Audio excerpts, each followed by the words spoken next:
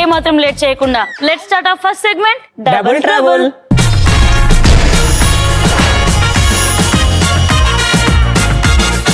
ఏముండబోతున్నారు మీరు?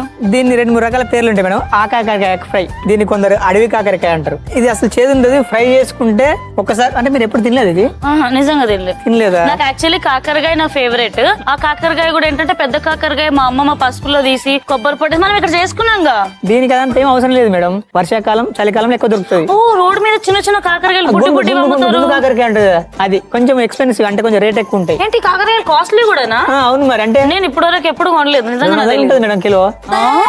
అంటే అమలాపురం. ఇప్పుడు చెప్తా నిజంగానే.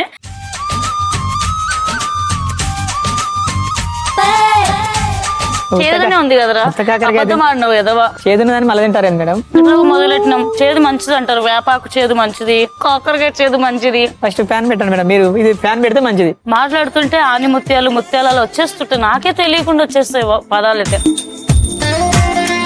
యాక్చువల్లీ చాలా మందికి అబ్బా కాకరకాయ అబ్బా చేయదని అనుకుంటుంటారు. బట్ కాకరకాయ అలవాటు అయితే మాత్రం నిజంగా చెప్తున్నా అదొక అడిక్షన్. అసలు అద్భుతం అబ్బా కాకరకాయ. నా ఫేవరెట్ నిజంగా. నేను ఎంత ఫుడ్ తింటా, ఎంత నాన్ వెజ్ తింటా. నేను సపరేట్ ఫ్యాన్ బేస్ ఏదైనా ఉందంటే కాకరకాయకే ఉంటుంది నచ్చితే. ఐ లవ్ కాకరకాయ నిజంగా చెప్తున్నా. మీరు రెగ్యులర్ కాకరకాయ కదా? రెగ్యులర్ గా కాకరకాయ అని కాదు, కానీ కాకరకాయ చూసినప్పుడు ఒక ప్రేమ ఇష్టం రా నాకు కాకరకాయ అంటే. ఇది కూడా కాకరకాయ, ఇంకా దానికి మించి ఉంటుంది అన్నట్టు. సో ఈ రోజు మనం మా కాకరకాయ ఫ్రై లో వాడుతున్నాం Freedom refine sunflower oil. Freedom అనేది Gemini edible fats India limited యొక్క flagship brand. Freedom healthy cooking oils లో Freedom refine sunflower oil, physically refine rice bran oil, kachi ghani mustard oil, groundnut oil available గా ఉన్నాయి. Freedom healthy cooking oils guilt free eating ని promote చేస్తున్నాయి, అలాగే healthy cooking experience ని కూడా అందిస్తుంది. Freedom to eat, Freedom to enjoy. కొంచెం జీలకర్ర వేసుకుందాం, రెగ్యులర్ పోపే తాలింపు. సో కొద్దిగా జీలకర్ర, కొన్ని కరివేపాకులు, కొంచెం పసుపు వేసుకుందాం మేడం. కొద్ది కలర్ కోసమా?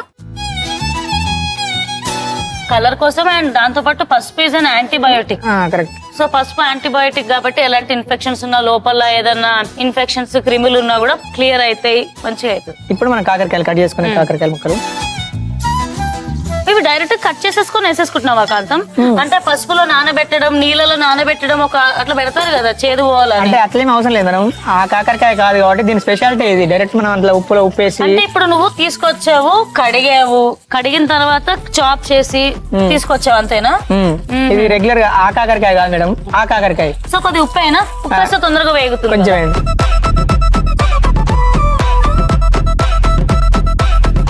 కాంతం, నేను ఎప్పటి నుండి ఒకటి అడగాలనుకుంటున్నా కాంతం. నేనే ఎప్పుడు డబ్బులు మిమ్మల్ని అడుగుతా, మీరు నన్నేం అడుగుతారు? అడగండి. నేను అప్పుడప్పుడు అందరు వచ్చినప్పుడు అంటే వాడికి ప్రాబ్లం వీడిది అని అంటుంటా కదరా, ఆట పట్టించడానికి అనుకుంటావా లేకపోతే నేను కావాలని అంటున్నాను అనుకుంటావా? నేను మిమ్మల్ని పట్టించుకోను, మాట్లాడే పట్టించుకుంటా మేడం. ఈ మాటలు ఈ చెవితోటి ఈ చెవితో వదిలిపెడతారు కొందరు. అసలు ఏ చెవితో వినా నేను సగం పట్టించుకోను, వదిలిపెడతానికి. ఇట్లా వస్తే తాగిట్లా పోతాయి అంతే మాటలు. గట్టి కొడతా ఆర్యనా, నీకెందుకు ఆర్యనా? నువ్వు తిడితే తిట్టానని చెప్పు, పట్టించుకోకు. నువ్వు వాడిని తిట్టావు, వీడిని తిట్టావు అని చెప్పి మళ్ళీ టైం దొరికిందని సానుభూతి కోసం ఎందుకు ఆర్యనా నీకు? ఎందుకు? హాయ్ నానిగారు. నాన్నగారు ఏంటిది? ఈగతోటి సమంత అట్లే మాట్లాడుతుంది కదా నానిగారు అనుకుంటున్నా.